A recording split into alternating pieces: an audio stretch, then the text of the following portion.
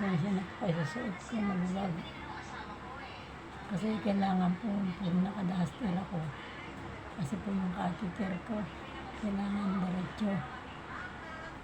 Eh, pag naka-short ako, masikip po siya.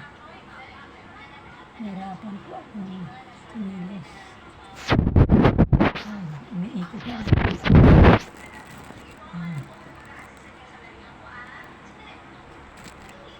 Habang hindi pa po ako na-operahan, ito po, magbibideo po muna ako.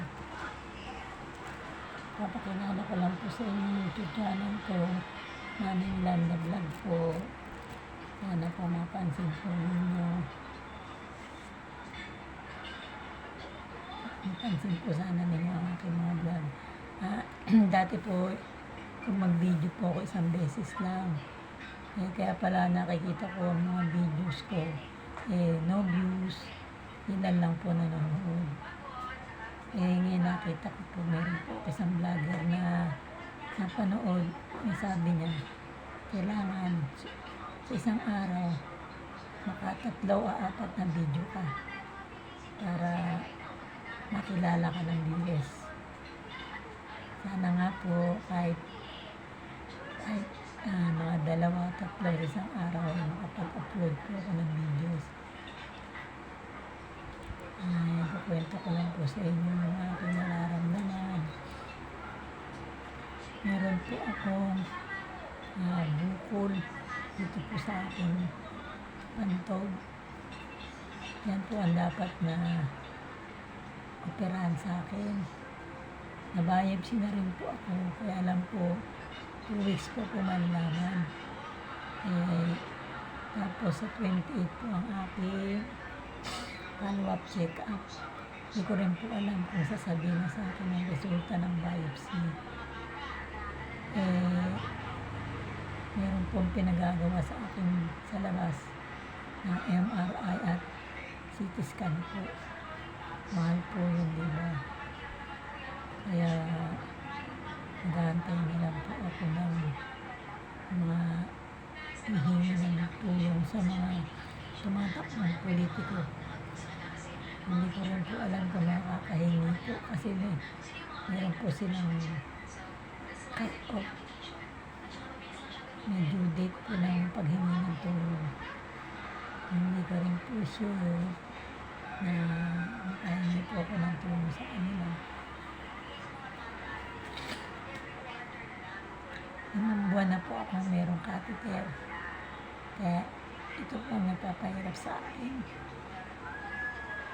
Masakit po. Hanggang sa pagtulog po, pag umiihi ako, merong sakit na nararamdaman. Tinitiis ko lang po. Hindi po ito ang katawan ko. Hindi po ito.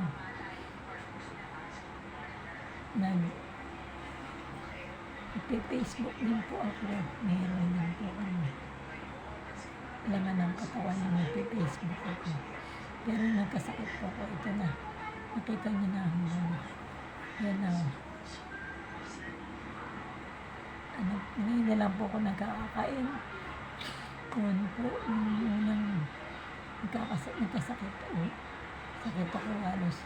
Pag maalat, di po ako makain. Pero pag kulang naman po sa lasa, lalong hindi po ako makakain. Ngayon na lang po, lahat nakakain ko na. Prutas yan, binibigyan po ko ng ate ko. Ito na lang po sana ang pag-asa ko, ang YouTube channel, na sana po mapansin ninyo.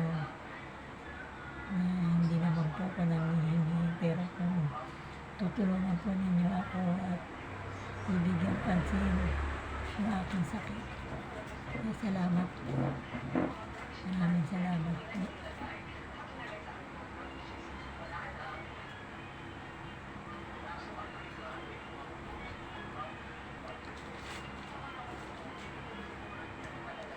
Yung mga kasabayan ko nga po, mga inoperahan na. Ako na lang po ang hindi. Kasi nga po, kulang po ako sa laboratory. Kailangan nga po yung CT scan ko at MRI. po sure kailan ako CT scan. Kailangan po kasi sa PGS. May pakita yung resulta.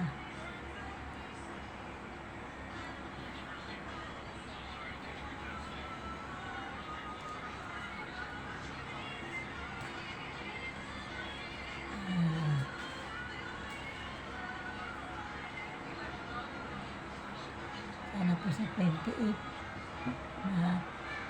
masabi na sa akin na resulta ng aking sakit. Mahirap po walang pera.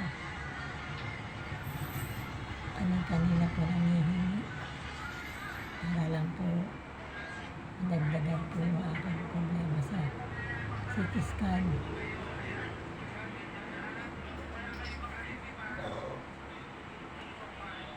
Sana po ayun lang po ano ko sa inyo. Sana po pansin po ninyo yung video ko.